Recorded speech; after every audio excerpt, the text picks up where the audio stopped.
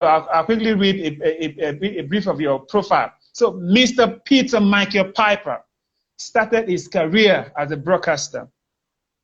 He has written, produced, and created a variety of popular educational television series, famous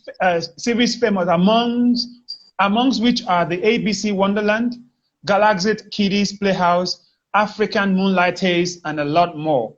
He is a senior consultant at Peter Piper Promotions and also the author and publisher of the comic Funny book series.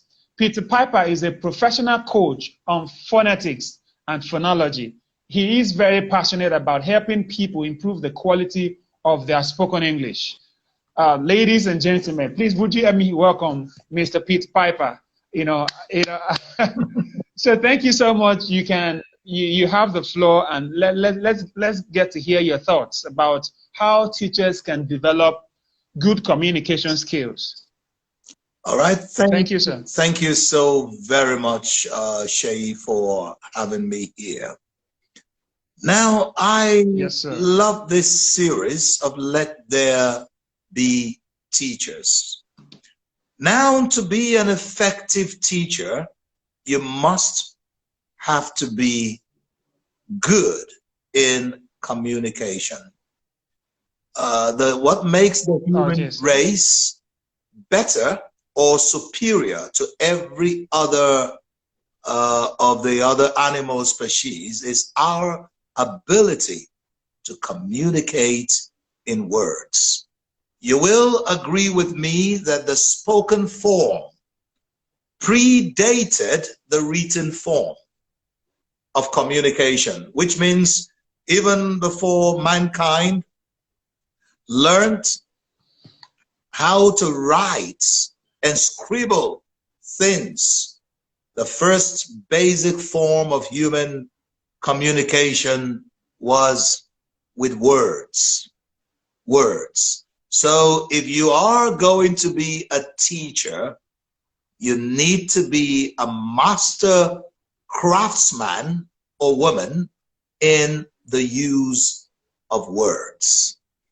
And here in Nigeria, to drive it home, what is our mode of communication?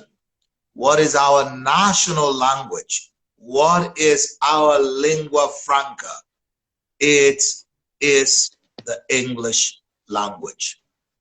No matter what anyone has to say about the use of vernacular to teach subjects, this to me is just an utopian suggestion, an impractical suggestion which has been resonating over the years. If you are living in a country like Nigeria with multi-ethnic groups all over the place, how else will you communicate if not in English? If you ask me, the greatest gift the British gave us was not civilization, because we were civilized even before the British. Civilization indeed started here in this continent of Africa. I will say after the unfortunate molestation of our people and the colonization of our people and the pain they inflicted upon us, the only legacy they left behind was the ability for us to communicate across board. That is why I can sit here, a man from the Niger Delta, communicating with you, a man from the West, and someone from the East can communicate with someone from the North. Someone from the North can communicate with someone from the Middle Belt. So no matter what we say against the English language, it still remains the best means of communication as a people here in Nigeria. It is the language of commerce and industry. It is the language of football, sports. It is the language of politics and so on. So we can't run away from the fact that English is so widely spoken. And since we have already adopted this language as a result of the accident of our history, we can't change the history. So there has been lots of people coming in with so much theories, why don't we develop a language called Wazobia, combining the Yoruba, the Igbo, and the Hausa. Now, if you're going to do that, what's going to happen to the Ijaw language, the Shekiri language, the Ibibio, so many other languages? So there is no way you're going to be able to combine all of this and have a national language. So what is practical and practicable right now is the use of English. Now, it is not an intelligent thing to mispronounce the words in English. Most people who do that, they do it as a result of their own inability to simply settle down and comprehend the English phonology. Every language is made up of sounds, and English is no different from that. So I am one of those who boldly propagate the improvement of the quality of our spoken English. It is not a difficult thing to do. It is not a smart thing to mispronounce the words of a language that you have chosen as your means of communication, a language that is widely spoken across the globe, the same language you use to communicate for commerce and industry and so on. So I am one of those who believe that teachers should learn to pronounce their words correctly, no matter what subject you teach, except you're teaching another language. For instance, if you're teaching French, or you're teaching Igbo, Hausa, Yoruba, or any other language, then you do not need English as a medium. But if you're teaching mathematics, you're teaching chemistry, you're teaching biology, you're teaching physics, literature, all of these textbooks are written in English. So what is there, what is so smart about a teacher who wants to describe in biology, wants to talk about the nasal cavity, and he's saying the nasal cavity? You know, your inability to pronounce the word nasal is an indictment that you are perhaps a teacher who is not yet an enlightened user of spoken English. I like to put this in context here. There are people who I like to describe as enlightened users of spoken English. People who have come to embrace the spoken form of English, the way that is globally acceptable. I am not talking about trying to sound like a native speaker of English. I am not talking about adopting or adapting the British accent or the American accent. I am talking about clarity, pronouncing your words in a way that is globally acceptable, so that when you communicate as a teacher, you can be understood not only by your pupils or students, but you can be understood by people across the globe. So this is what I am passionate about, that you pronounce your words with clarity. And I believe it is absolutely possible for us to do so. There is what is called the mother tongue affectation. And the reason we have the mother tongue affectation is that the sounds we have inherited from our first language will interfere with the second language if we let it happen. For instance, in most of the languages, we have sounds that are not the same with the sounds in English. In almost all Nigerian languages, we have ewedu, egusi, emeka, but in English, what we have is different from the sound. What we have in English is a little more subtle, a combination of two vowel sounds, e and I, producing the sound a. So when you're talking to an international audience and you're using the sounds that you have inherited from your mother tongue, it could create a problem with your understanding. And you know, as a teacher, you want to communicate, you want to send out a message. The world is becoming a global village where, for instance, I'm sitting right here in my bedroom and I'm communicating with people all over the world.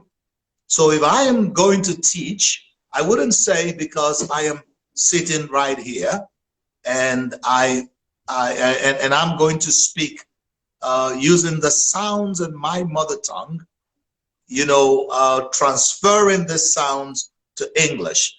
Then it will be okay if I am talking to a local audience. Now they will understand. So it is important that our teachers get to know that the world is not getting bigger, the world is getting smaller. It is shrinking. It has become a global village. So teachers should be aware of what makes a good communicator, especially when it comes to English. Well, this wasn't supposed to be a very, very big and bogus lecture. It was just supposed to be an introduction to the art of speaking well, good communication. So I want to give a room in case you have questions that you want to ask, then I might perhaps respond appropriately to that. Thank you so much for that powerful introduction. Thank you so much for that. And I must say that I'm happy to have you here. And of course, Dr. Abimbola Ogundere is already with us. Thank you so much, madam. And so, sir, what we are trying to address right now is the need for teachers to know how to be able to communicate appropriately. And so, what would you suggest? You know, because we can't expect. You know, so let me. I'm trying to find a way to ask the question so that you understand. Now, we are not first language speakers. We are not first language speakers of English. And you mentioned it while you were talking. We cannot speak like the English. We can't. So how can the Nigerian teachers express themselves in a way that will show quality and standard? Yes. You quoted me right when you said, I'm not saying that we begin to speak like first language users of English. I am not talking about the adoption of the British accent or the American accent. I am talking about clarity in our pronunciations. And the way we can do this is in English, phone means sound. In years past, children were taught just the letter names. A, B, C, D, E, F, G, H, I, J, K, L, M, O, N, O, P, Q, R, S, T, U, V, W, S, Y, Z. The teachers were not even thinking about the proper enunciation of the sounds. So there are people who have regarded the letter N to be N.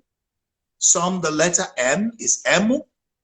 Some the letter O is O. So when you are taught that way, it is going to affect the way you speak. And remember, this is an international language that breaks across countries and continents. And if we have already adopted this as our mother tongue, then we should be able to do it better. So the answer to your question is we need to catch them young. You know, that's why I'm an author of a book series, The Comic Phonics. And in all of my book series, I take that into consideration. The focus is, these are the letters. This is the letter A. It has the propensity to say A. It can say O. It can say I. It can say different, can make different sounds. So we need to start teaching that from the beginning. So when our children travel to any part of the world, they wouldn't look as if they're coming from a country where English isn't a major language. So that's what I think can be done there. We need to start from the beginning, teaching phonics, which means a process through which you learn using sounds. Okay, so thank you, sir. That actually takes me to one of the questions I had in mind, and that talks about exposing our children to the English at the very early age. Is that not, in a way, having a negative effect on our local languages? No. For instance, for instance, many Nigerian children right now. So this is the figure is an assumption right now because I can't tell, but I can see a lot of Nigerian children being exposed to English, and so many of them can't even speak their local languages. And I use my boys as an example. I am Yoruba, and I have to, deliberately speak Yoruba to them at home. Now, my own story is a little different, but I rarely speak Yoruba at home. So I told my wife, because my wife speaks more of Yoruba, I told her, please, can we begin to speak Yoruba to these boys so that they will at least understand the language? But somehow, because I was always speaking in English, everybody just caught the English thing. And so I had to change. I had to deliberately switch. And then, in fact, I was practically doing Ori head, so that they were able to speak the language. So if we expose them to English at that age, would that not have a negative effect on the Nigerian languages? That's a question, and then I'll go straight to the other question. All right. Now, with the Nigerian languages, it is the duty of both the parents and the curriculum developers to develop the Nigerian languages. So demarketing the English language is not in competition with with our local languages. For instance, you've just given me an example that in your own family, you decide, well, you're going to speak the Yoruba language. Now, if the teachers decide to teach in Yoruba, are all the children in that school going to be Yorubas? If the teacher decides to teach in Hausa, are all the children in the class going to be Hausas? If the teachers decide to teach in Igbo, are all the children in the class going to be Igbos? Now, it's easy to look at Nigeria from the point of view of the three major ethnic groups. Well, unfortunately, I do not belong to any of the major ethnic groups. So if you're speaking Yoruba, you're not speaking my language. If you're speaking Hausa, you're not speaking my language. If you're speaking Igbo, you're not speaking my language. So if you want to speak a language that I could understand, you have to speak Urobo. And perhaps if someone speaks Urobo, how many people will speak Urobo in the whole country?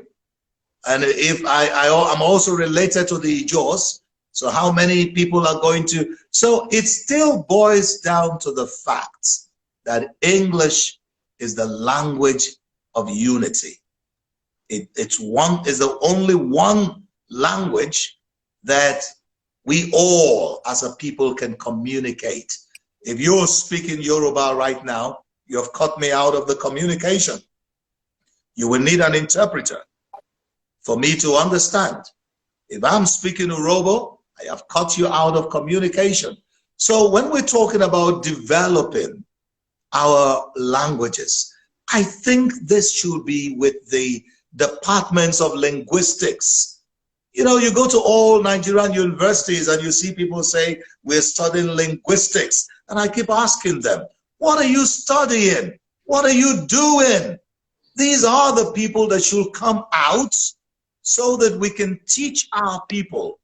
There are lots of languages in Nigeria that have not developed into its written forms. I mean, they are still spoken, but they are not yet in their written form. So while talking about teachers, we need teachers to teach Urobo language. We need teachers that can teach Ishekiri as a language. We need teachers that can teach Ikwere, which is a different language entirely from the Igbo language. We need teachers that will teach Ibibio, that will teach Efik.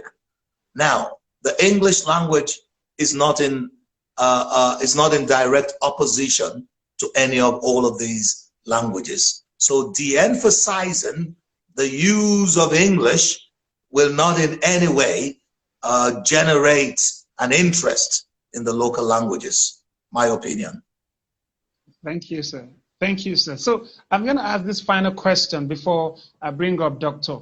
So what are the practical steps, just like the question someone asked right now, what are the practical steps teachers can take to improving to have quality in their communication skills? What are those steps that we can take? Well, for teachers, I usually suggest that they can take a course, an oral English, a course in spoken English. And all they just need to do is recognize the difference in the sounds they have inherited from their mother tongue and the sounds we have in English, so that these two sounds can be separated. For instance, in the Yoruba, Igbo, and Hausa, you have the sound O, Ojo, Okoro, Okun, O.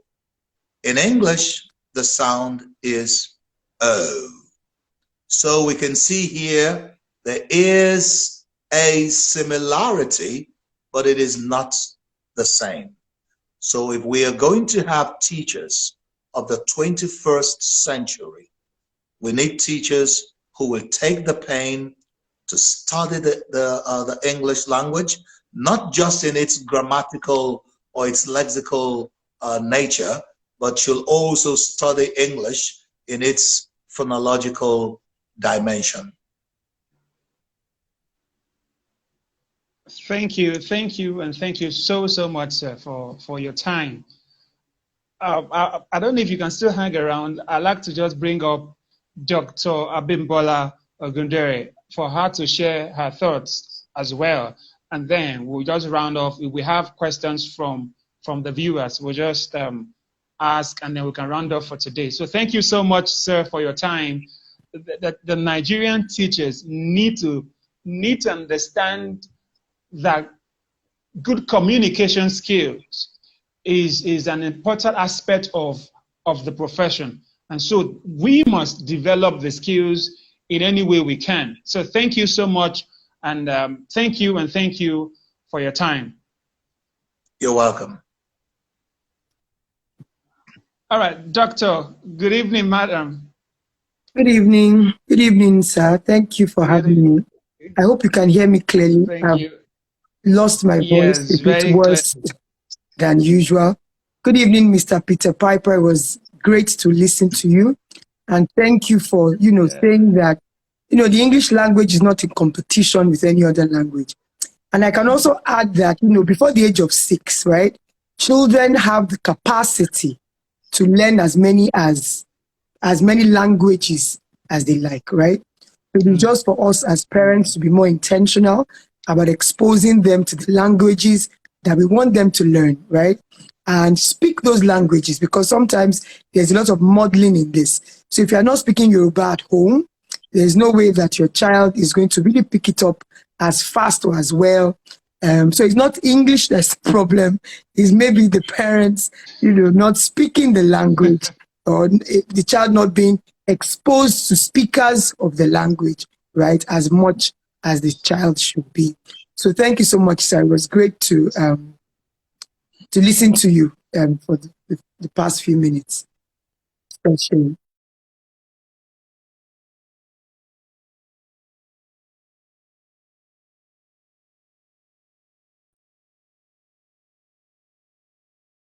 I'd be having, okay. Great. He's back. Okay, good. So thank you, madam. So that people can understand who is talking to them. So Dr. Abimbola Ogundere is an leadership and management expert, a school leadership coach, an education advocate, a thought leader and sought after speaker on education leadership and the business of education. She is the CEO of Kids Court School and the Court Hill College, a renowned school in Lagos, Nigeria, founded in 2009 when she was 27 years. When I was reading this, this is really amazing. Okay, in 2018, due to her enthusiasm for improving the quality of education received by the average African child, she started the Learning as I Teach Foundation Africa, a non-profit organization dedicated for improving the quality of education received by the African child. She breaches the barrier educators have to assessing qualitative professional development by providing these opportunities at minimal cost and via multiple channels and medium. From 2018 to 2019, the Learning as I Teach Foundation held monthly professional and personal development seminars and conferences for over 10,000 teachers in Nigeria. In 2020, the Learning as I Teach Foundation launched the Right Teacher Academy, and this is one part I'm very interested in. A 10-week virtual transformative immersion program born out of the solutions-driven reformist work being done by the foundation to address the unending inequalities and inadequacies that exist in the education sector across Africa, made even more obvious by the demands that arose from the COVID-19 pandemic. Interestingly, over 1,000 teachers across Africa have gone through this academy between September 2020 and March 2021. I mean, this is fantastic, including 265 evaluators of the Office of Education Quality Assurance, Lagos State, Nigeria. All fellows of the academy graduate with increased capacity to develop their place as key positive influencers in the 21st century. She is the author of education-focused books, including the best-selling The Right Teacher. So there's something that she knows about the right teacher that we need to know this evening. The ABC of teacher professionalism, hiring right, the complete guide to succeeding at school leadership and leadership for well-being in schools. In 2018, the Learning as I Teach Foundation was awarded the best education collaboration in Nigeria by the Athlete Foundation. In March 2001, she was recognized as one of the leading ladies Africa's 100 most inspiring women 2001. And of course, obviously, like I said, there's something that she knows about the right teacher, and we're glad to have her this evening. Dr. Abimbola Ogundere, you're welcome to this Let There Be Teachers series. Thank you so much for your time. Wow. One of the things I know that, all of the speakers that were brought for this series, they have very, very tight schedule. Mr. Peter Piper, Dr. Abimbola, but they are here because of their passion to change the Nigerian teachers, and we don't take this for granted. So thank you, and thank you so much, madam, for being here. God bless you so much. Amen. Thank you too for having me. All right, so just one question. What makes the right teacher? That's why, I'm interested in, you had an academy of the right teacher. You wrote a book about the right teacher. And so my understanding is, if you have something right, there has to be a wrong. Okay, so what makes the right teacher, madam? Please, okay. Would you please let us know? So the right teacher is, first and foremost, proud to be a teacher. And I liked that you alluded to that fact earlier on in your introduction. The right teacher is conscious of their responsibility, their position as key stakeholders, as nation builders, as change agents. They understand that they matter, right? They understand their position in the development of a great nation. And they understand that they can do that through the process of teaching and learning. Because the right teacher is not just a child teacher. The right teacher can also teach adults, right? So you can make transformation happen, through that process of teaching and learning. And your position and you take responsibility. It's a responsibility, right? So you are delivering the future of a nation, right? You are delivering the future of the world, right? You are helping in that unfolding, as it were. So you take that responsibility and you give yourself a chance to be skilled, right? You give yourself a chance to succeed. You give yourself a chance to be significant. You give yourself a chance to speak out, right? So you are proud to be a teacher. You understand the responsibility that comes with being a teacher. And then you say, okay, you know what? I'm not going to do this in small measure, right? I'm going to give myself a chance to be skilled. So you are definitely, always upskilling. You are a lifelong learner, right? You are a resourceful person. You are always learning, as it were. You are connecting with people for the purpose of your own self-development and, of course, the development of people who come in contact with you. Right? The second thing is that you're successful. I tell people that because I'm skilled doesn't mean that I'm going to be successful. So you understand all the other behaviors, right, that support being skilled, right? That supports being skilled and moves skill to success. I tell people that someone graduates with a first class, right? It's not all people that graduate with a first class that are successful, right? Right? And then you also need to know, what does success mean to me as a teacher, right? In my personal life, in the life of the students in my care, right? So what does success mean? And you give yourself, so we're talking about things like emotional intelligence, those softer skills that we started to, explore, more in the last decade or two, right? And then, of course, you are significant. Again, what does that mean? I can be successful in my class.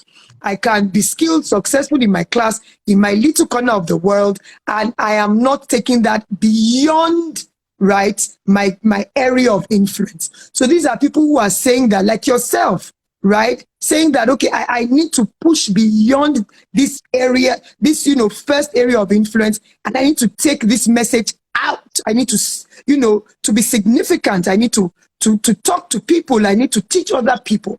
I need to create a movement of sorts, right? That says, you know what? it's 2020, 2021. We cannot remain mediocre as teachers. We cannot be, continue to be kept to the bottom of the pecking order. These are the things that we need to do. And again, going back to you, this is why you're doing what you're doing. You could be successful in wherever you are and be quiet about it. But you're pushing out there and saying this message of greatness, right, needs to go beyond, right, myself. And of course, you are speaking up, you are advocating, right, for education. You are speaking up about the issues that exist in the education sector, right? I mean, a couple of weeks ago, we saw also those children marching at, singing a national anthem in flood, right? So we are not just saying that and just say, oh, we are the people that the world is waiting for. It is our time. Right, and we understand that it is our time, and we're again just speaking up for the things that need to be speaking up about the things that need to be said, right, regarding education generally across the African continent, and using every media, right, social media, print media, whatever it is, and just making our voices heard so that the right people can hear what needs, and hopefully, change can begin to happen. And I think for me, that is, so it just goes beyond you as a teacher. The right teacher is just not a great classroom teacher. I mean, that's where it starts. So, I'm skilled, right? I'm professional, right? But it goes beyond just being a nice classroom teacher. You are carrying the placard. You are a placard carrying member of, right, the teaching profession. And you are going out there and telling everybody. And I mean, in any way that you can, you are going out there and you are saying, these are the issues, right? Number one, and these are the ways that you can sort those issues out. Speaking to, the people who need to hear, going into those rooms where decisions are made, right? And just, speaking up and speaking up. So for me, that is who the right teacher is. And I think that, I mean, why was it important, to craft that word and craft that? Because we have, for a very long time said, I mean, I came in from the medical profession where everyone, you're walking down the corridor of the teaching hospital and people are bowing for you and saying, welcome, my Lord and Master, because they know that you're coming to save someone, right? So everybody is and then I get into the education sector and, where teachers are being treated very flippantly and just, or not regarded, disregarded, and I'm wondering, do you know who I am? I'm a doctor, but I took my time, settled down to say, what exactly could be the problem? But it's because many of us as educators, we don't understand how important we are, right? We've not connected the dots as to our importance. Nothing is going to exist. No one is going to exist, right, if the teachers do not exist. Right. And you see, for me, again, I use teach. When I say teaching, I mean anyone that is there. I mean, even apprenticeship, anyone that is there to pass that knowledge across, to the next generation or the next set of people is a teacher, right? Successfully, right? So for me, it's that. And I'm thinking, what exactly could be the problem? And I just thought, okay, you know what? Many times they are not skilled. And I like that you started with the use of communication in, 21st century teaching and learning, right? Many of us are not skilled. Even our core pedagogy is not good enough. So you are just making a mockery of the establishment. You're expecting people to respect you. So I thought, you know what? The first thing we're going to have to do is tick off that skilled box, right? Can we all please go and get skilled and continue to upskill and continue to unlearn and relearn and blah, blah, that's first. Now, the second thing is, there are so many other things that lead to success than just having a skill, right? The mindset is important. Even health is important. There's no way you can succeed if you're unhealthy, right? You can't succeed if you're unhealthy. So are you even taking care of your mind? Are you taking care of your body? Are you taking, how healthy are you, right? So those are the other things in terms of success. Then are you significant? Are you making an impact in the education sector? And I love how, it's so easy to do that now, right? With all the media that we have. You can create a Facebook group. You can come on Instagram. You can go on Twitter. You can do WhatsApp. Whatever it is. Can you please just share this knowledge and ensure that we are more than we are in terms of people who are able to get this job done. And of course, can you speak out, right? So for me, that's what that really is the DNA of the right teacher. Wow. Wow, wow, wow. This is, I don't even know where to start from all of the things that you just dropped on my table right now. Well, you know, I just wish, you know, teachers can see themselves in the same way that you just talked about. Teachers can see themselves in the same way that Mr. Peter Piper talked about. You know, Madam Carol just dropped a comment now that, you know, teachers can see themselves as professionals. You know, but we don't even know that. We don't know that we don't know our role. I see, you know, when I said this severally, when I saw that many politicians, many global leaders that we know had experiences in the classroom, I was shocked. You know, so our impact transcends just the four walls of the classroom. Absolutely. And so the teachers must understand their place in life, in this world. And I just hope that, you know, the teachers that are listening, I hope that they can take some of these things and then run with it. So thank you so much.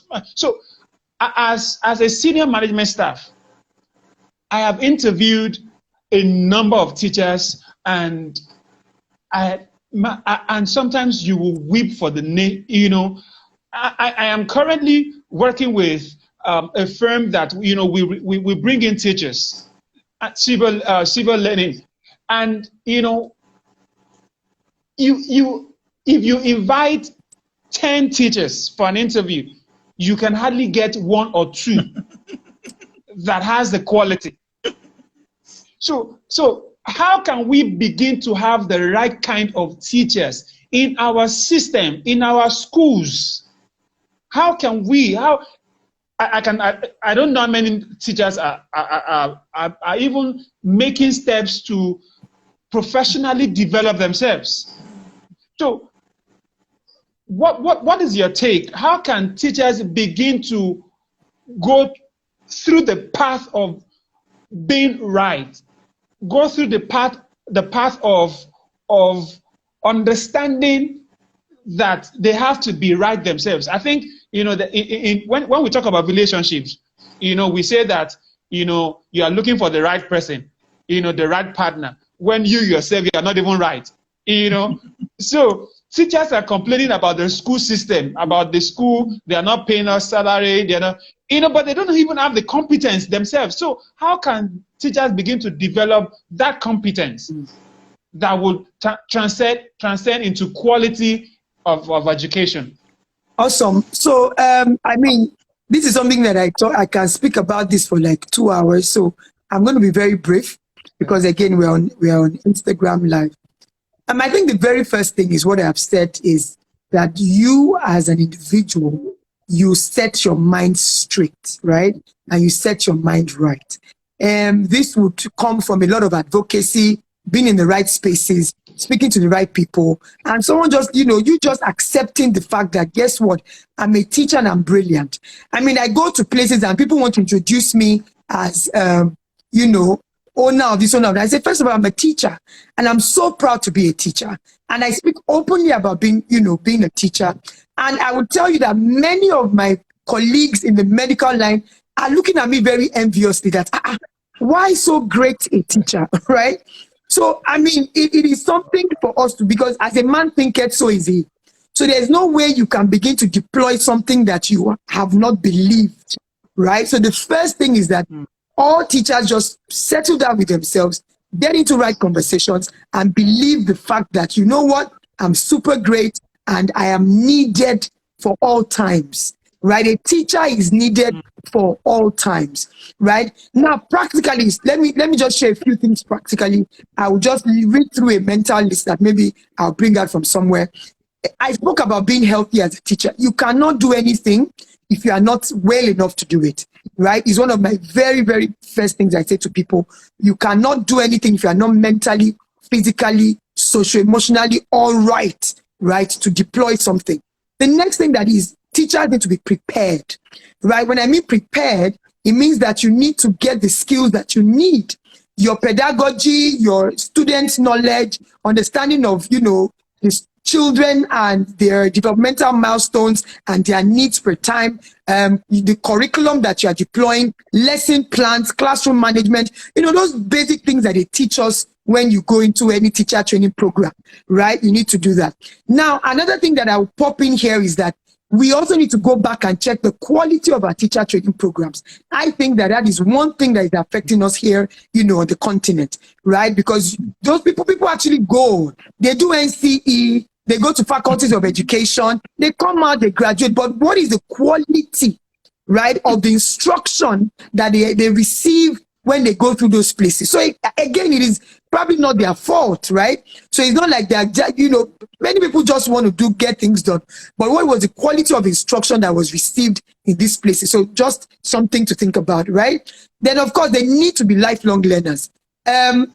Education, like every other thing, is moving and changing at the speed of light, right? So you cannot say that, oh, I did my training in 2000, and now this 2021, I haven't done anything after that. So there must be a lifelong learning mindset, and that is imperative for success and continuing success. Then they have to be intentional about practice. What I find that people do is that they would learn, and they don't do anything. They don't apply what they have learned. So that is a huge gap. People are so excited about going for this training, going for that training, jumping on this Zoom and that Zoom, and then they write all those notes and then they pack the notes, and that is where it ends. If everyone was to say, let me pick up my book, get my notes out, and do what I have said that I would do, there would be improvement, right? So that is, we have to be intentional about our practice. Now, of course, resourcefulness comes in there, being connected. I love that teachers need to, I always say this, I don't know if you're very social, there was this association of, WIMBIS just did an annual conference, right? Women in business and whatever, they did, and everybody goes there to go and network purposefully, right? All get up to net. Teachers don't do this. Educators don't do this. So we are sitting in that place of competition, forgetting that collaboration and connectedness is the new, is the new competition, if I can say that. So we are all still sitting in our schools and locking our classroom doors and thinking we're going to be great like that. It's not possible. So get out there and be connected, and be active in whatever connection you are making. Then, of course, be receptive of feedback. So sometimes I want to do something, I've done it, I don't want anybody to give me feedback. That is not going to work.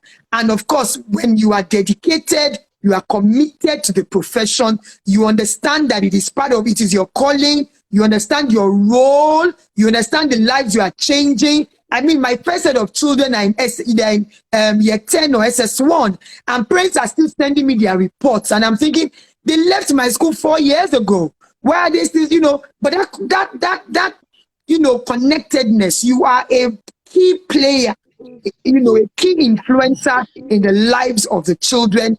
And of course, last but not the least, you also must be a self-reflecting practitioner.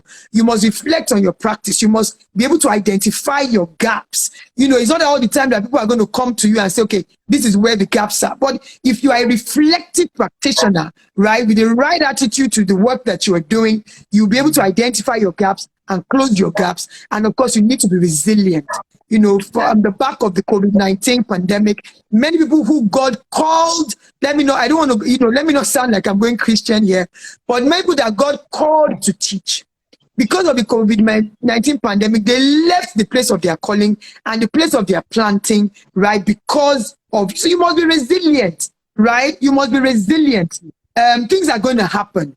But if you understand that this is your place of calling, this is what God has asked you to do, right? Wind is going to blow, but if your roots are deep, right, and they penetrate through the earth, you will remain standing even when things go past. So let me not take your time. I mean, again, this is Insta Live, but you understand, I hope I've been able to just shed, light here and there. I've been making notes, actually. And this is very, very profound. Thank you so much. Having a sane mind, being prepared, the quality of our teachers in the training institutes. I don't even know if that's a topic entirely about the quality of teachers that will graduate every year. That's a topic for another day. Okay, but one of the striking things that you said is the fact that we have to be intentional about our practices. We have to be deliberate about, and being deliberate goes back to what you started with about teachers having the right mindset. I think they don't even know, and I'm glad you started off with that. If they understand who they are, nobody needs to tell you that you need to develop good communication skills, because you know that you need a tool to relate with people. All of this will just fall into place. Nobody tells you that you need to develop yourself, because you know why you have to do certain things. So thank you so much. I have a number of notes that I've taken, and then I'll be sharing with people later on for those that are not here. But this has been quite insightful for me, and I'd like to thank you, Ma, and I'd like to thank you, sir, for being here. I don't know if you have anything to share, sir, as we round off, concerning what she has said and concerning the need for teachers to understand their place in this profession and invariably developing their communication skills. All right, thank you so very much. If you notice, it's just like everything you're saying resonates so much with me, madam. It resonates deep down from my heart, especially when you started talking about the way these people are trained in the colleges of education. I think there has to be a total overhaul of how teachers are produced. You bring in teachers that are going to teach in the kindergarten. You haven't taught them anything at all about phonics. You haven't taught them how to teach literacy in the 21st century. And you graduate these people and you bring them into nursery and primary schools, and the proprietors begin to train and retrain. I have been so busy organizing training from one state to the other, from one school after another. And sometimes I even meet with graduates of English, and I am asking myself, did you graduate? Did you really study English? Is this what you spent your years in the university studying, and you can't even speak the language? So what were you doing in school? So thank you so very much. Every time I meet teachers like you, it's easy to tell, because you speak from the heart, you speak with passion, and I really, really thank you. And I think I can also see a very recognizable face of a teacher that I have been seeing all through on Facebook and WhatsApp, but I never really had the privilege of meeting. Thank you so much, madam. You nailed it. I'm talking about you. Thank you so much, sir. Thank you so much, sir. Thank you so much, sir. Yusuf, yes, right? Mr. Yusuf. Yes, we've never met in real life, but I've known you. It's like I've known you all my life. Thank you so much for this. This is amazing. I was commenting earlier about your elocution. It's so top notch, and I'm so impressed. Thank you so much for all you do for the education sector. And Dr. Ogundere, it's an honor. It's an honor. Thank you so much, madam. That's my boss, and of course, I'm sure she delivered absolutely well. Thank you so much, Dr. Ogundere. Good to see you. Good to see you again. It's good to see you, madam. It's good to see you. Thank you for all that you do for the education sector. Thank you so much. Yeah. Well done. Well done. We're privileged to have her this evening. We're privileged to have Mr. Piper this evening. So, madam, I'm wondering, having read through your profile, I don't know how you do all of this. You are the CEO of Kids Court School. You are the CEO of Court Hill School. You are the CEO of learning as I teach foundation. I mean, do you sleep at all? I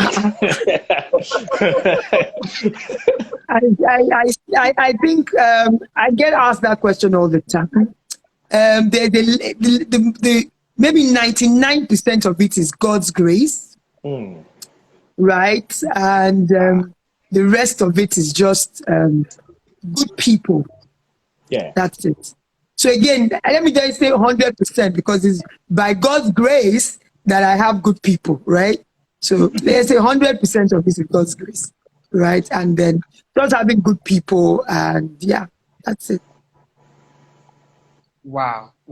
Thank you so much. Thank you. It's been an amazing time with you. And I hope that I think the Right Teacher Academy is already on right now. Yeah, so the Right Teacher Academy 4.0, so which means the fourth installment or the fourth cohort. I think we're in week 6 already. So yes, so that's can going on. Teachers still join? No. So because we'd like to, maintain the integrity of the cohort. So, but it's always open. It's something that comes in. So once they join, if they follow us on Light Foundation, they get all the information and they get connected. But what we're doing right now is we're doing Powerful November. So Powerful November is preparing the Right Teacher Academy for a blasting great 2022. So we're doing virtual sessions every Sunday, 4 p.m. and 6 p.m. But it's for the Right Teacher family. So it's not open to anyone who hasn't been through the Right Teacher Academy. So we're just getting pumped up. So it's up what wow. I do. So I always prepare for the new year in November. So by January 1st, again, maybe that's a trick I can share. So by January 1st, I have everything lined up. So it just seems like, how is she able to do so many things? But because I've been thinking about it for way beyond before the year started. So that's a trick I can share. So maybe someone can help with that. So we're doing that now. But Yeah, it's just for the Right Teacher got family. it. I got that.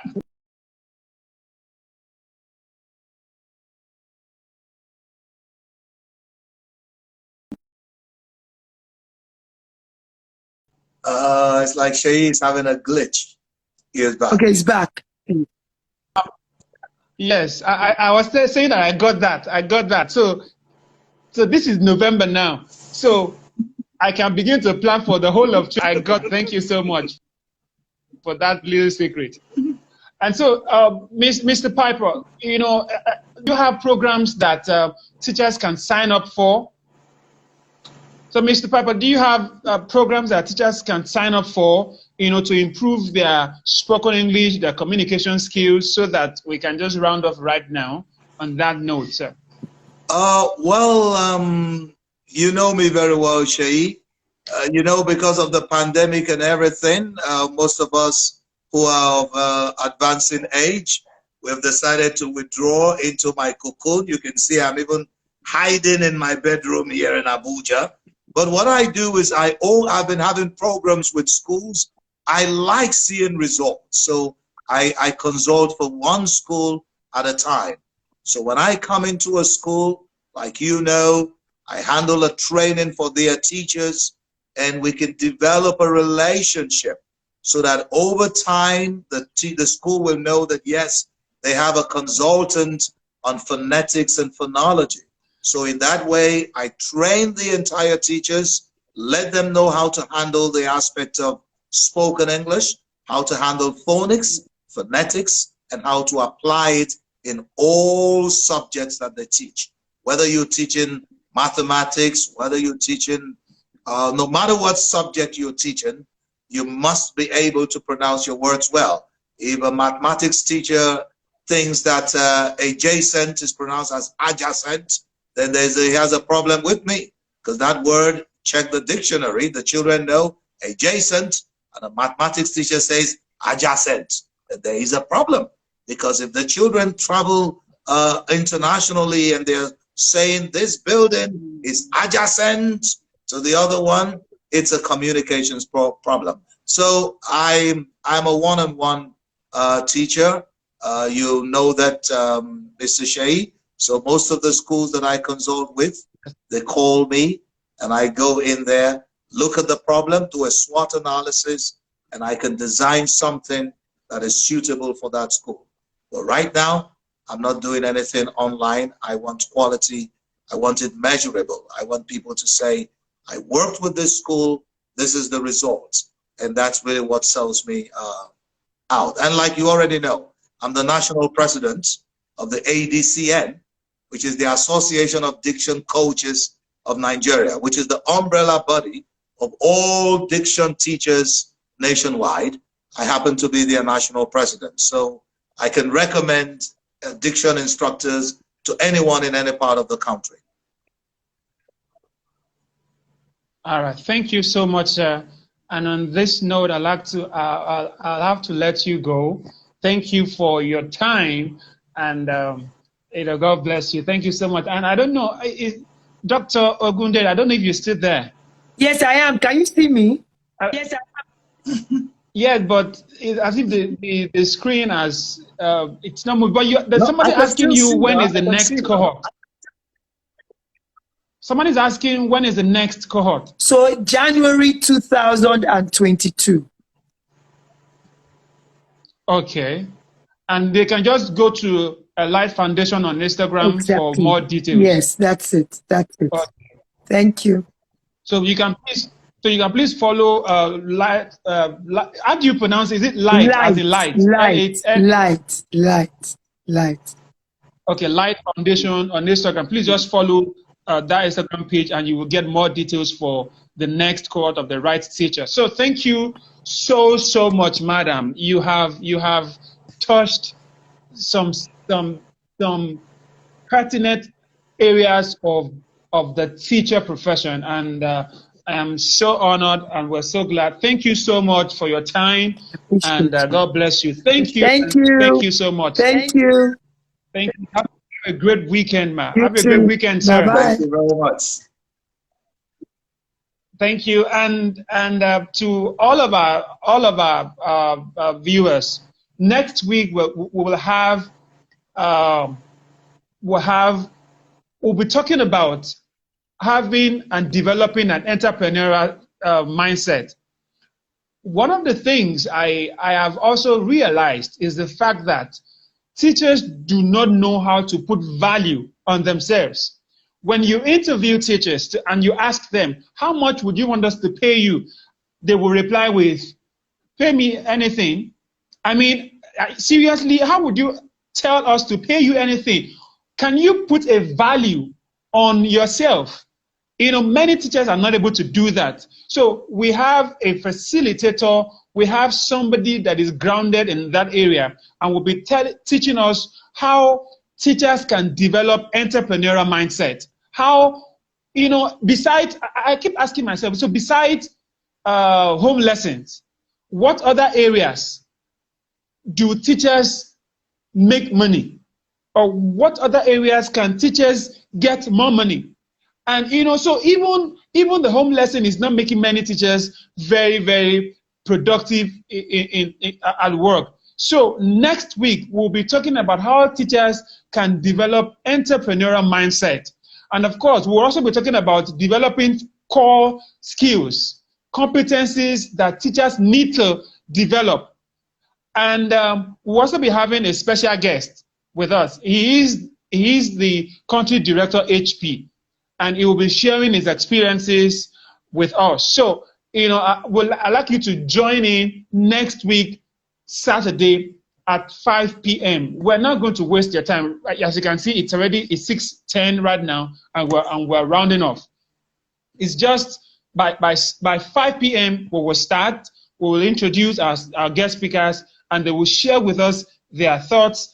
And at 6:30 we should be rounding off, because next week we'll have about 3 to 4 speakers. So please join in next week, 5 p.m. So thank you so much for being here. My name is Oluwaseyi Anifowose. My passion is to develop teachers that have the capacity to illuminate the mind, inspire change, and transform generations.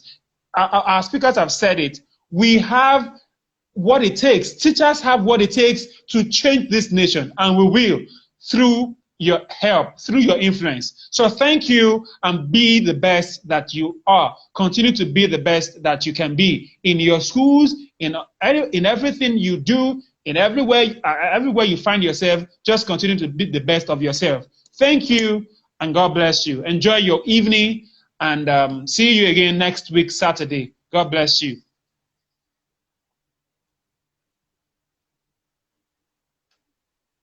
Thank you.